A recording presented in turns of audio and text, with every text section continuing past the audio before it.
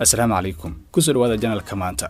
Waxaan idiin soo gudbinaynaa geesi muslima u dhashay dalka Dagestan, ma uusan ahayn ruux dadka intooda badan ay yaqaanaan, inkasta oo uu caan ku ahaa tartanka feerka MMA. Hase ahaatee waxa uu markii dambe noqday ruux lagu soo qoro joornaalada iyo baraha bulshada.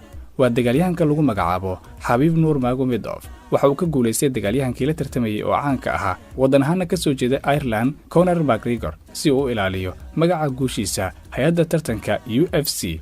sidoo kalena diiwaanka tartanka waxa uu qoran in uusan weligii guul dareysan. Waxa uu ka qayb galay 27 tartan, dhammaantoodna uu ku guuleystay. Waxa uu noqday tartankii ugu weynaa oo ay qabato shirkadda MMA. Waxaan idiin soo gudbinaynaa xaqiiqooyin ku saabsan wiilkan 30 jirka ah oo lagu magacaabo Khabib Nurmagomedov, sida noloshiisii adkeed oo uu soo maray yaraantiisii, lagdantii uu la ciyaari jiray dubka, sirta ku jirta mar waliba inuu qaato koofidan, ruuxa wakiilka uga ahaa shaqooyinkiisa, naadiga kubadda cagta ee uu xiiseeyo, iyo waxyaabo kale oo dheeraad ah. inta aan u gudagelin, waxa muuqaalkan taabageliyay saliidda Me and My Family oo u wanaagsan googa tinta, waxayna leedahay faa'iidooyin badan. Haddii aad u baahan tahay kala xiriir nambarada ku muuqda.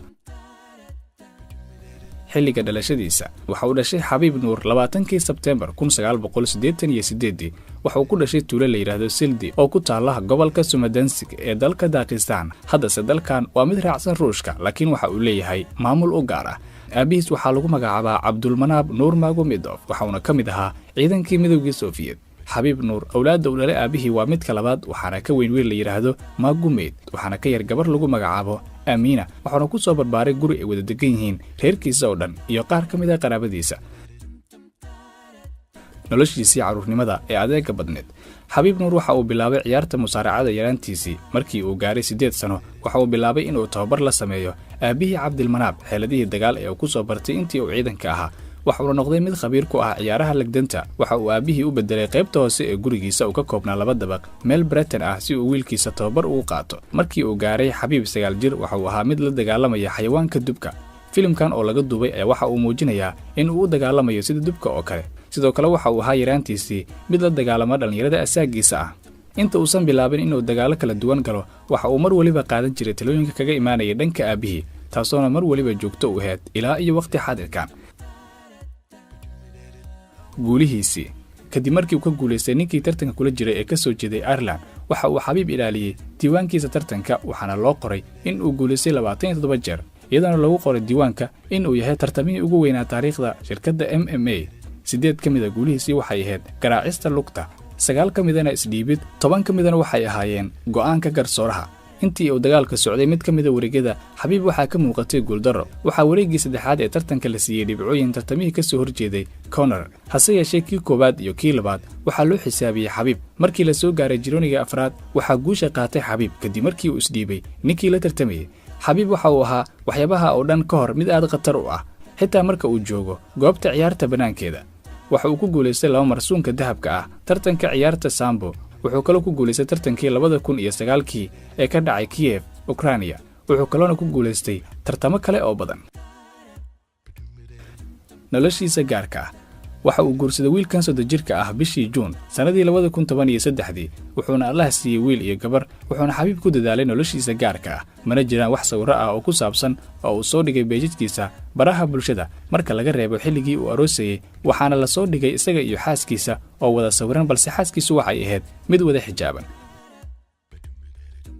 ciyaaryahanka ugu caansan Ruushka. marka aan ku fikirno ciyaaryahanka ugu caansan Ruushka, waxaa dad badan ku soo dhacaya gabadha ku caan baxday ciyaarta tenniska, Maria Sharapova. balse waqti xaadirkan taageerada Nurmagomedov ayaa ka sare martay Ruushka gudihiisa iyo dibaddiisaba. xitaa marka aan fiirino baraha bulshada, taageerayaasha gabadhan ayaa gaaraya ilaa 3,400,000 oo qof dhanka Instagram-ka, balse taageerayaasha Khabib ayaa ah mid sii kordhaysa, waxa ayna gaarayaan ilaa 13,200,000 oo qof. waxa uu ka soo bogsaday dhaawacyadii 2 sano kadib. Khabib Nur aad ayuu u jecel yahay ciyaartan, taasina waa mid cad marka uu joogo goobta ciyaarta iyo dibaddeedaba. iyadoo ay taasi jirto, waxaa jira arrin ay dadka qaar aysan ka ogeyn Khabib, waxayna tahay inuu ka fadhiistay UFC-ga muddo 2 sano ah, intii u dhaxaysay Abriil 2014 ilaa Abriil 2016. waxa uuna ku jiray nasiino dhaawacyadii faraha badnaa ee ka soo gaaray intii uu tababarada ku jiray. sida ay sheegeen warbixino kala duwan, waxa uu ku dhawaaqay Khabib in ciyaarta UFC-ga uu iskaga tegayo, balse waalidkiisa ayaa sabab u ahaa in uu mar kale ku soo laabto ciyaarta. dhibaatooyinka ka soo gaaray ciyaaraha ayaa waxa ay sababtay in laga fogeeyo goobta ciyaarta. muslim diintiisa ku adag. sida dhalinyarada muslimiinta ee asaagiisa ah dalka Dagestan, waxa uu inta badan baraha bulshada soo dhigaa sawirro ay ku qoran yihiin Quraanka Kariimka. sidoo kalena waxa uu tagay xaramka isagoo soo gudanaya cumro. waxa uu sidoo kale aad u necbaa in uu dagaalamo bisha Ramadaan, waxaana taasi u dheeri ah in uu ka fogaan jiray cabista qamriga. waxaana dhacday Connor in uu soo taagay qamri isagoo ku jeesjeesaya, balse waxa uu ku adkaystay in uusan ka aqbalin. sirta ka dambaysa koofiyadda iyo magaca Gorgor. koofiyadda uu qaato waxaa lagu magacaabaa Babakha, waxayna ka mid tahay waxyaabaha inta badan dadka reer Dagestan dhaqan iyo caado u ah oo ay aad u qiimeeyaan, waxaana laga sameeyaa dufta ariga. sidoo kalena waxaa qaata ragga waaweyn iyo carruurta sanadka oo dhan, waana mid ku wanaagsan jawiga maxaa yeelay xilliga kulaylaha waa mid qabow, xilliga qabowgana waa mid diiran, mana u baahna in lagu bixiyo hawl badan. koofiyadda Babakha waa astaanta ay ku faanaan dadka reer Qowqaas. qiimo aad u weyn ayay u leedahay. qofka waa inuusan siibin ilaa in cadowgiisa dhibaato geliya mooye, waxayna kaga dhigan tahay seeb kasheeda ku jirta. haddii aad siibtid ma dhigi kartid ilaa dagaalka aad ka dhammayso. naanaysta Gorgor inta uusan bilaabin inuu ka dagaalamo UFC-ga, waxa uu ku fekeray Xabiib isaga oo la tashanaya asxaabtiisa inay u bixiyaan naanays ku habboon oo lagu aqoonsado. ugu dambeyntii asxaabtiisa waxay isku waafaqeen inay u bixiyaan magaca Gorgor, waana astaanta dalka Dagestan. ruuxa wakiilka uga ah shaqooyinkiisa iyo luuqadaha uu ku hadlo waxaa lagu magacaabaa Cali Cabdulcasiis. waa 40 jir ka soo jeeda dalka Masar, waana mid ka mid ah maamulayaasha ugu adag shirkadda MMA. sidoo kalena waa madaxa iyo aasaasaha shirkadda Dominance MMA.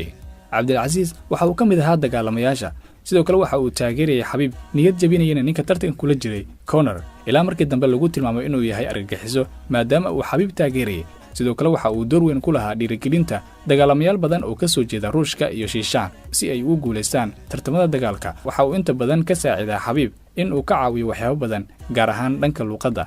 Xabiib hadda waxa uu ku hadlaa luuqado ay ka mid yihiin luuqadda afar oo ah luuqadiisa maxalliga ah, Ruushka, Ingiriiska, Turkiga iyo luuqadda Carabiga. kubadda cagta. ciyaarta kubadda cagta waxa ay ka mid tahay waxyaabaha uu xiiseeya Xabiib marka laga soo tago ciyaarta dagaalka. waxa uu yaraantiisa jeclaa inuu la ciyaaro asxaabtiisa kubadda cagta, waxa uuna taageeraa kooxda caasimada Dagestan MG Makhachkala. sidoo kale waxa uu taageero u ahaa koobka adduunka dalka Ruushka. dhanka kale waxa uu taageeraa Real Madrid. muddo dhow waxa uu la kulmay ciyaaryahankii hore Real Madrid, haddana u dheela Juventus, Cristiano Ronaldo. waxa uu Xabiib u hadiyadeeyay Ronaldo koofiyadda Babakha, isagana hadiyad ahaan waxa uu u keenay funaanad ay ku qoran tahay nambarka 7 iyo magaca Xabiib. waad ku mahadsantahay daawashada muuqaalkan. haddii aad ku cusub tahay channelka maanta, subscribe si ay ku soo gaaraan muuqaalada cusub. hana hilmaami inaad booqato channelka kale Maanta Technology.